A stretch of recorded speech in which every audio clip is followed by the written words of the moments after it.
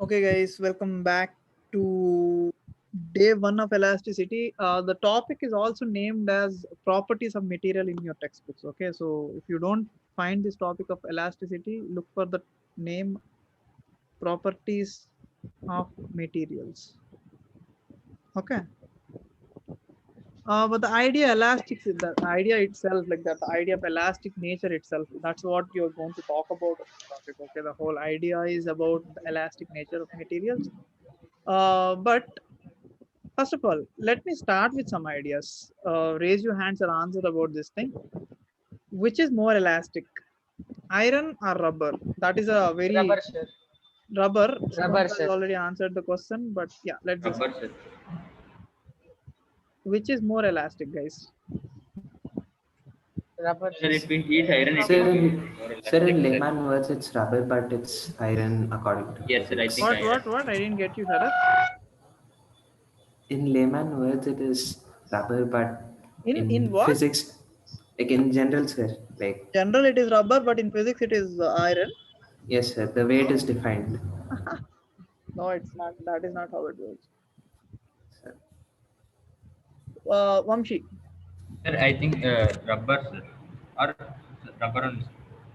anyone else? Anyone else? What do you think is more elastic? Is it iron or is it rubber? Sir, if we heat iron, it will be more elastic.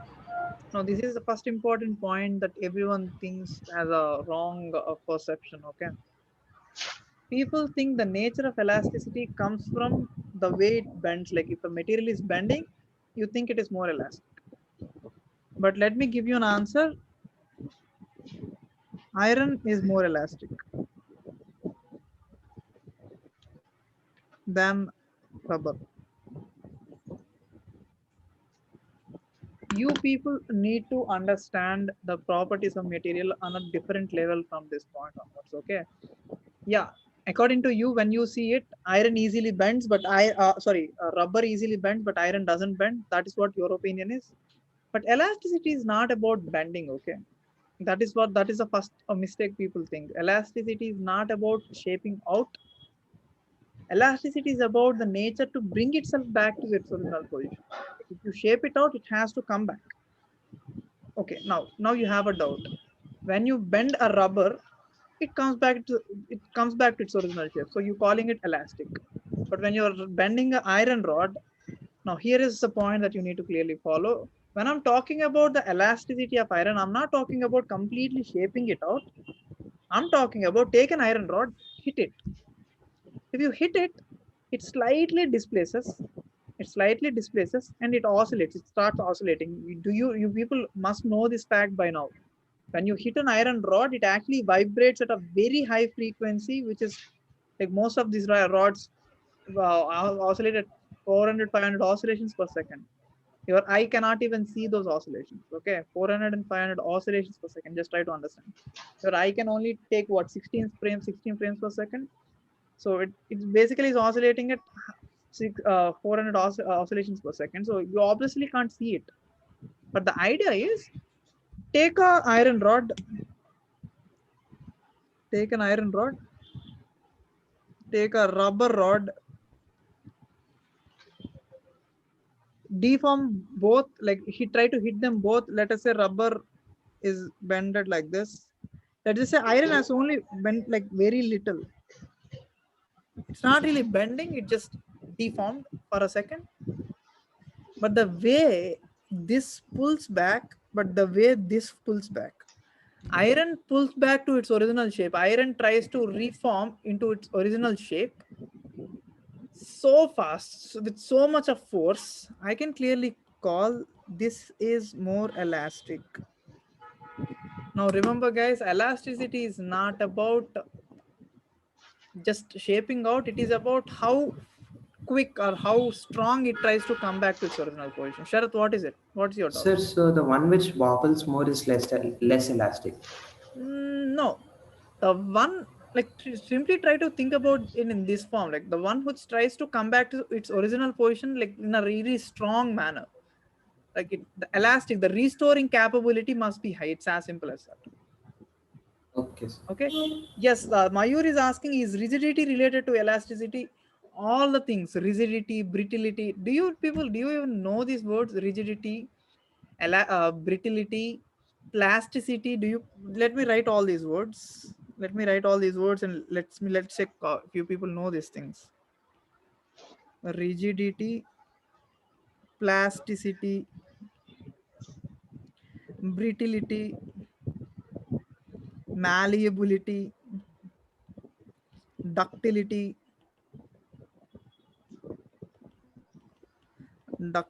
and malleability, ductility, and there are more things. Let me say check. I think, yeah, let's just fix with these things.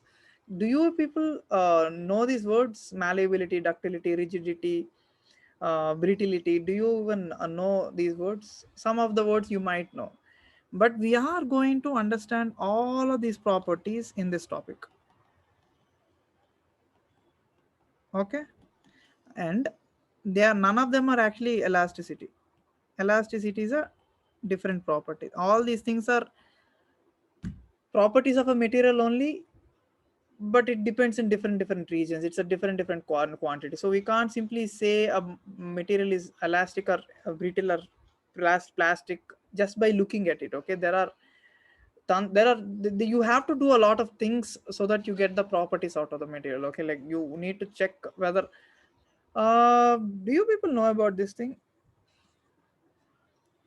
Let me check. Okay, we'll come back to that point. Let's just talk about the elasticity for now. Okay, so I hope you understand the elastic nature of iron, which is clearly more, because the reason is it is trying to reform, the idea of reforming.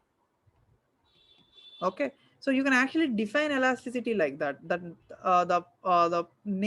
property possessed by a material, you can say that the property of reformation possessed by a material is basically called as elasticity. A material is trying to come back to its original position. So take rubber, it is trying to come back to its original position, but not as strong as iron. Like when you hit an iron rod, you clearly can hear a sound. You all hear a sound when you hit an iron rod, right? That sound is not just because the rod is at station at rest. Do you know that when you're clearly hearing a sound from a rod, it's actually vibrating at a very high frequency. So that is what you're looking at. So when it is vibrating, it obviously is deforming and reforming, deforming and reforming. So the deformation and the reformation happens so quick and so strong, we have to call the material, the iron rod, as more elastic material than rubber. Take a what will you take? Take a plastic rod. Try to bend it. It just stays there. It just simply stays there. It won't even come back. So the amount of elastic nature is like really less. So you can simply say the plastic nature and the elastic nature are like the opposite ends of a material. If a material is, let you can imagine like this. Okay, let us say elastic is on this end and plastic is on this end. Materials can be on this scale. Materials can be either on the plastic side, elastic side, or on the plastic side. The materials which are trying to get back really quick, like iron, they are elastic in nature. The materials which deform and they don't really come back, don't really reform, they are plastic in nature. Can somebody give me some materials for plastic nature? Anybody? I need some examples for materials with plastic nature. There are materials in between, obviously, somewhere in between elastic and plastic, but extremely, like this is an ideal case. Extreme elastic material doesn't exist. Extremely plastic material is also doesn't exist. Both are ideal cases. All the materials land in between only. So elastic and plastic are like to the extremes, 2 points. Okay. So can you people tell me any plastic nature materials? Best example. Neeti and Preeti are saying toothbrush. How is toothbrush plastic? Like extremely plastic materials.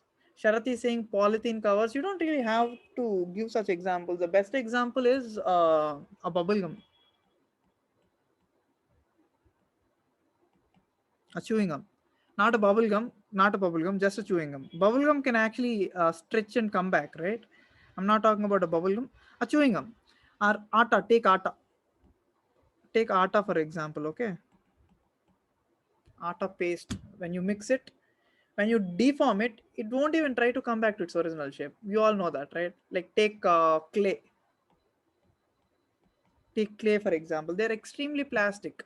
You deform them, it just stays in the shape, whatever the shape that you're bringing it. It won't even come back to its original shape. So all these materials are on the plastic side, but extremely ideal case, we don't have anything. And again, extremely elastic materials, you don't have anything. So iron, all the strong materials that we talk about, they all land in the elastic range.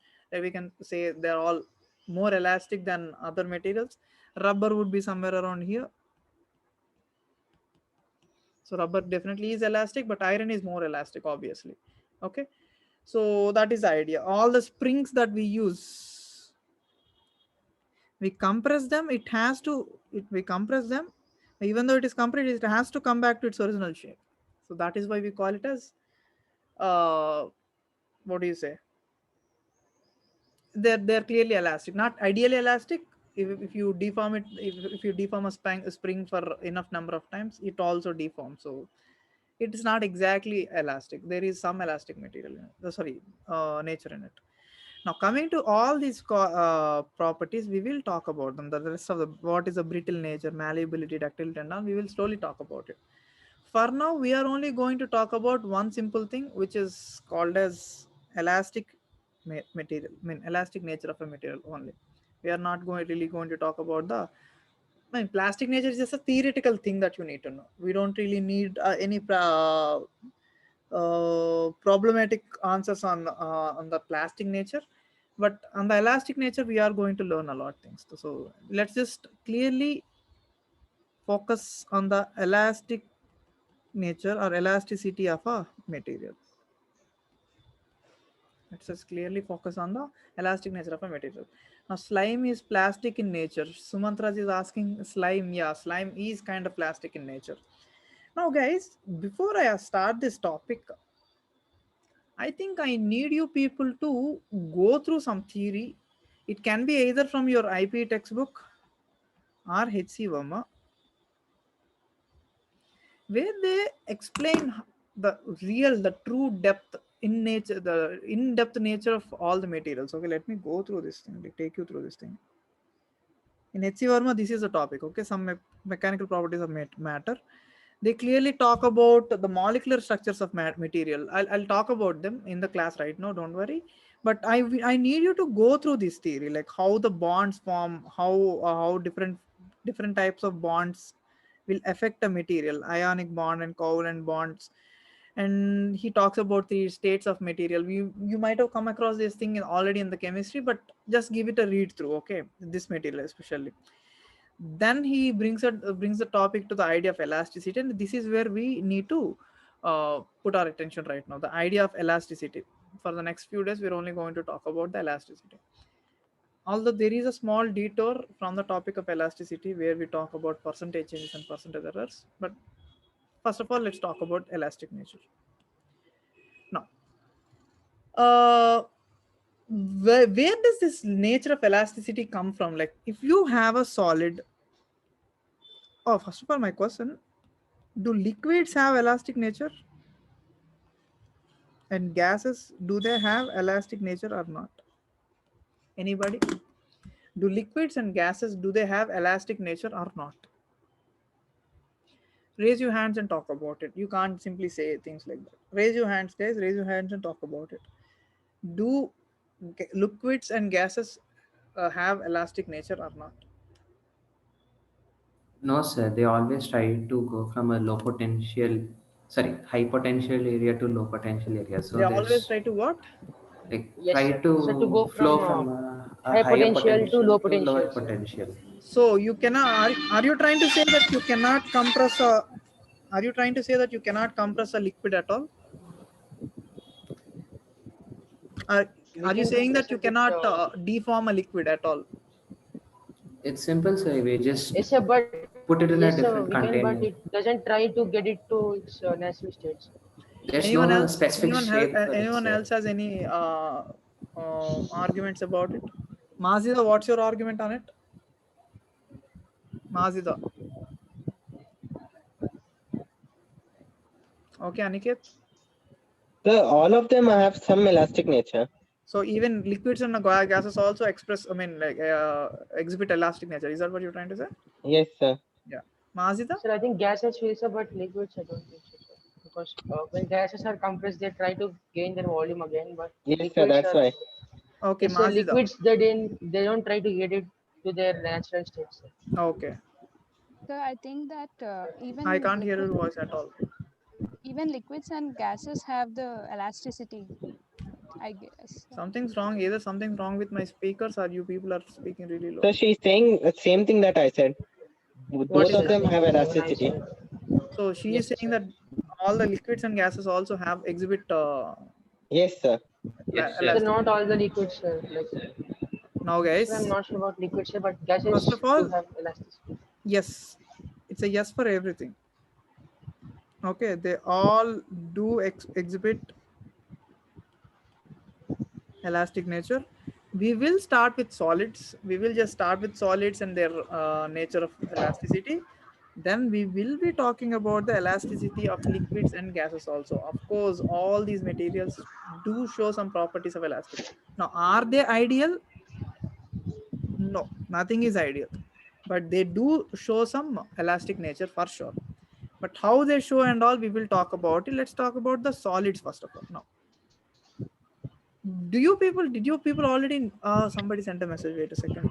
So Harshita is also saying that liquids and gases can show elastic nature. Yeah, I agree.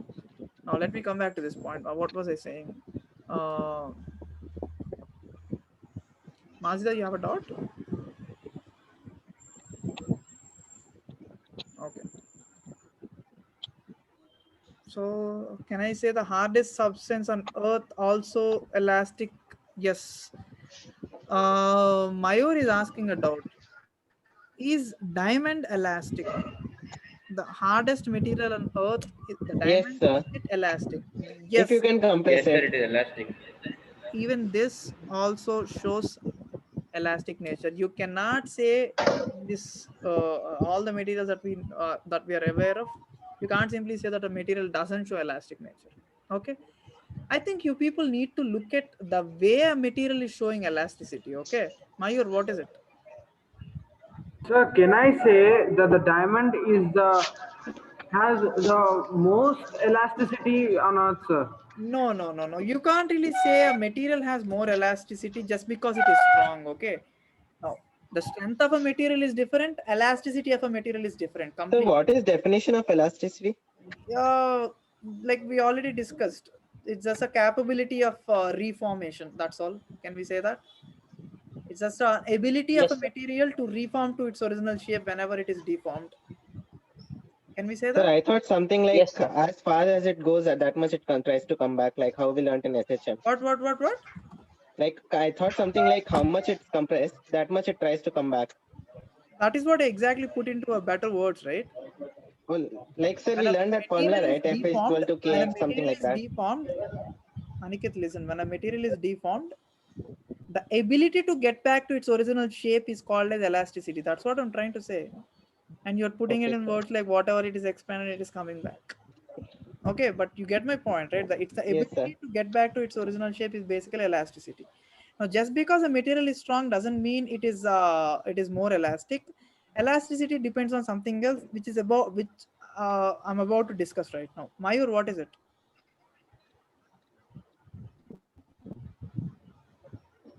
Okay. Now, let me come back to the point. Whenever we take solids, let me take a better one. Whenever we take solids, we all know that solids have a lot of molecules. The reason why a material shows solidity, the reason why a material is solid in the first place is, can anybody tell me? Is Sir, the intermolecular forces of attraction, sir. exactly these intermolecular forces of attraction. There are molecular forces of attraction between all the molecules, different. Just because I didn't draw it doesn't mean it is not there. There are forces in every direction. Like every molecule is attracted by every other molecule. So all these forces are attracting each other. All these molecules are attracting each other. When these forces are really strong, they're not just breaking easily. that is when a material becomes solid. Okay, now whenever these forces are a little weak, not really strong, but a little weak, you call them as liquids. Now, please don't draw any borders between liquids and solids, okay? We just quantify them as, separate them as solids and liquids, but I don't really think that's a good idea to simply separate a solid and a liquid just because you see a material which is strong. Okay, a solid, a liquid, and a gas, they are all like different states of matter, and they coexist, like they all exist in the same state. They all exist in the same state, in the same situation, where the forces are, when they're like really strong, you can call them as solid. When they're a little weak, when they're a little weak, it feels like the material is liquid. When they're extremely weak, so weak, we neglect them completely. We completely neglect them, almost neglect them. The forces are so weak, we almost neglect them. That is when the material is gas. Okay, but let's talk about the solids only. The solids only now. So the idea of solids is all these molecules are basically attracted to each other by these intermolecular forces of attraction.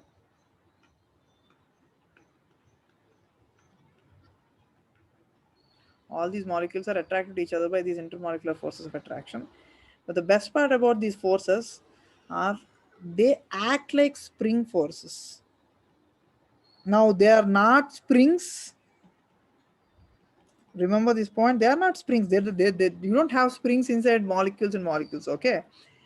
It's just the forces in between them, they behave as if they are spring forces. You're getting my point? So whenever a molecule goes away, the spring forces try to come push it back. Whenever the molecules come too close, they push them backwards. So they kind of behave like they are spring forces, okay? They are completely similar to spring forces. So whenever you have these kind of spring forces in between these molecules, whenever you have them, whenever you put a force, that is exactly why they show this elastic nature. They try to reform to its original shape. I hope you're getting it. It's not just the expansion, even the compression also. Whenever you try to compress them, you all know this thing, right? Whatever spring forces do, springs don't compress or springs don't expand. When you try to expand, it tries to come back. When you try to compress, it tries to come back. It is exactly the same thing. All the forces in between these molecules can be interpreted as spring forces. They're quite similar to spring forces. Now, next time, just because you see this diagram, please don't think there are springs in between molecules. It's not like that. In reality, the molecules are just like present there only, but there are forces of attraction in between them, and those forces are not simple constant forces. Those forces are behaving as if they are spring forces. So whenever you expand them or whenever you compress them, the molecules, the distance between the molecules increase, they try to pull it back. And you try to compress, the forces, the distance between them get less, so they try to expand. So it's a very interesting idea, these molecular forces, they behave. Now that is exactly what I wanted you to study. So he clearly explains this microscopic reason for this elasticity. Whenever a body is compressed, all these forces of attraction, they kind of behave like spring forces. They try to come back. Whenever you expand it, they try to come back. Now, but in reality, it can be explained in some other manner. Look at this graph. This graph is about, it's in the first page itself. This graph is about the potential energy and distance between the molecules. It's a potential energy and the distance between the molecules. Now, you might find this explanation a bit boring or even difficult, but trust me, this is one of the ways to explain the thing, because look at the potential energy at this point. It is the least. Now, whenever you increase the distance or decrease the distance, the potential energy is increasing. So the molecules always try to go to this point where the distance is r naught, where the potential energy is least. So whenever you have two molecules, they tend to maintain a distance of r naught in between them. If you expand it, it's not stable. If you compress it, it's not stable. So that is what they try to do. That is how they want to explain the basic nature of elasticity of a material. Okay, so that is the reason why I want you people to study this page, especially give it a read, the entire page and this page also, so that you get some idea. Even this page also, try to give it a read and you slowly get into the topic. Okay, now until the points I discussed, are there any doubts, guys? Now, so the elastic nature depends on the amounts of forces in between them, or you can say, you can explain it with the potential energy graph itself. I'm going to draw two potential energy graphs. Can you people tell me which one is more elastic, and can you people tell me which is less elastic?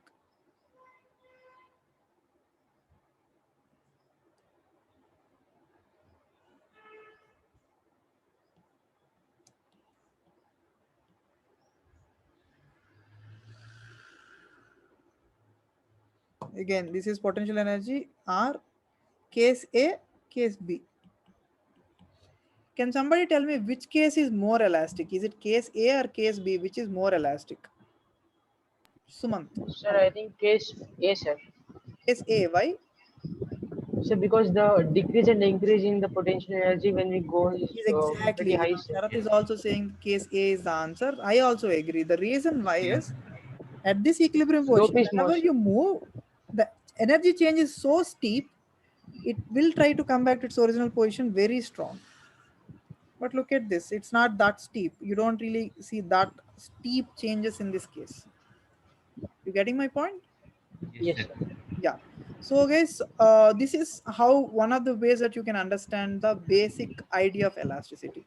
So the elasticity depends on this graph, and this graph depends on these forces, the type of forces, the way the forces are there. So it depends on a lot of other quantities. Now, just because a material is very, very strong, you can't simply say it is more elastic.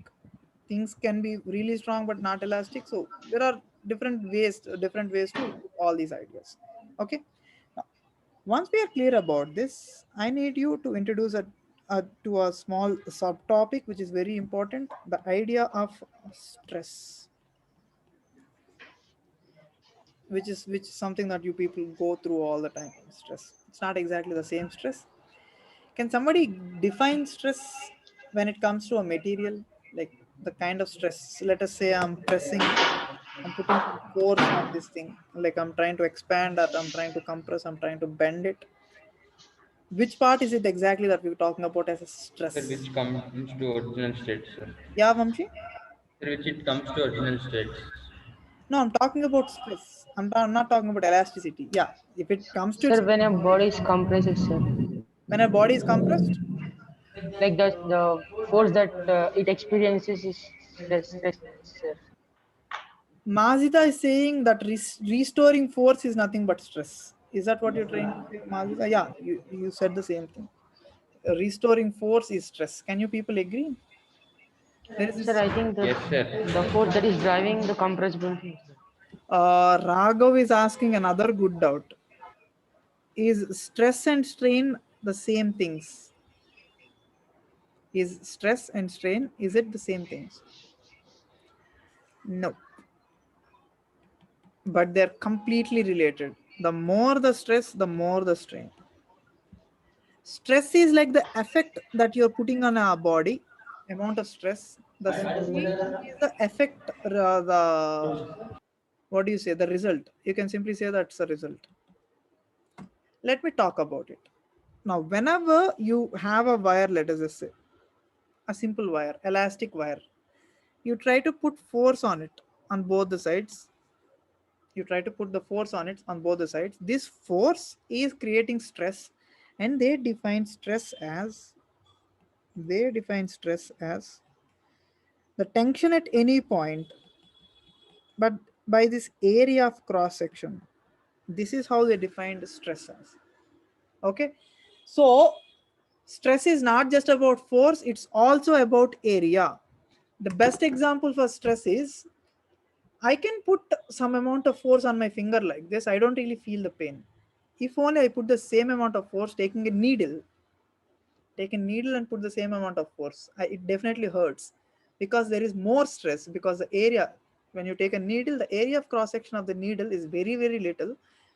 It clearly hurts, right? So that is exactly what stress is. Stress is it's not just about the force, it is also about the area of cross section.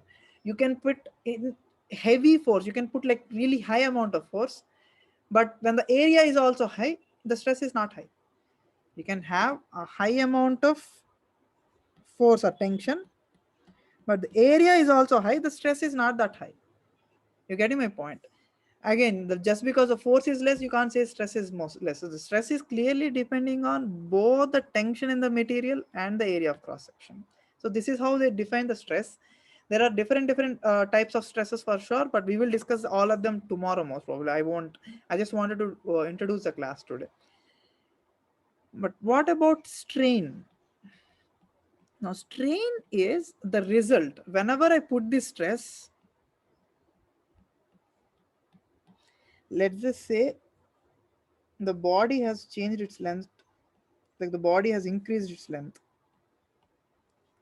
So they defined strain as the amount of deformation, like the total deformation is actually called as, let's just say, delta L. So the amount of deformation by its original unit, or the original, what do you say, dimension. The change in dimension by original dimension. So the change in length by length is nothing but strain. So if you put some stress, you get some strain. That is exactly how it is. So stress is defined this way and strain is defined this way.